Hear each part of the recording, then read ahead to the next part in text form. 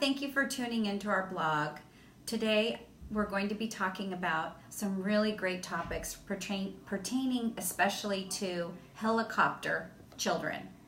What is a helicopter child? A helicopter child, because we have this role reversal now, is someone who's caring for their older adult family member or loved one with just such intensity and hands-on care that sometimes, especially if they've moved into a facility or they've added home care, we can't do our job. And sometimes the abundance of their time and their input is just too much for the staff, especially in the beginning during the transition. I get it later, but during the first couple weeks, it is critical to really let the staff kind of do their thing, program, and you sit back, and there's always room for questions. Questions and communication are critical.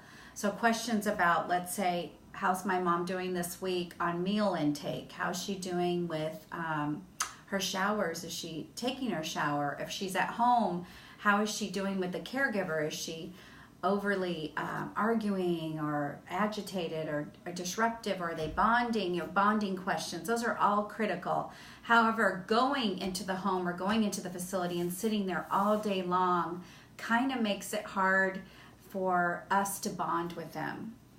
Bring family to them in various ways. So as you're moving someone in, for example, into an assisted living or memory care, I love the memory placemat. This is my Yaya's memory placemat I made for her. I was reminding her that she was 80. I have so many of hers. This is her favorite picture in Greece, the Parthenon, and she's walking up. And I made that for her just so she knew that we were always around, and Greece was always around her, brought Greek things to her, just really brought lots of family pictures, called her a lot, and those kind of things really brought family to her. Another important thing that I always try to talk about with helicopter children is communication, that it's open, not accusatory, but more open-ended and questioning. And that really seems to help. If you're asking pertinent questions to their care, that really, really is helpful. And find the right person to ask. It's difficult in the facility because there'll be a med tech, maybe a nurse, and maybe a director of the program, maybe an administrator, maybe an executive director. Try to find the person that's the care point person. It probably is the director of the program or the director of the nurses. And that's the person maybe that you should communicate with, because when you go to the caregiver, they usually report upward and document sufficiently that way. So it's important to find that right person. Otherwise you get conflicting, he said, she said, and that doesn't help anyone.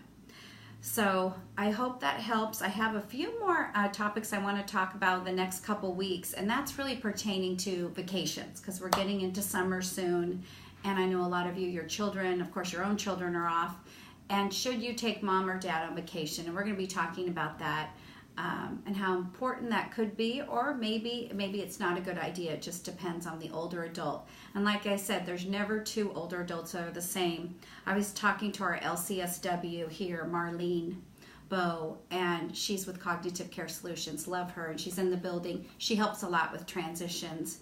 And we both were just nodding our heads like there really just isn't a case where we could say there's just one form of Alzheimer's or one form of dementia. It's so variable, and every older adult has a different situation. They grew up differently, they have different genetics, different parents, different towns, a different environment.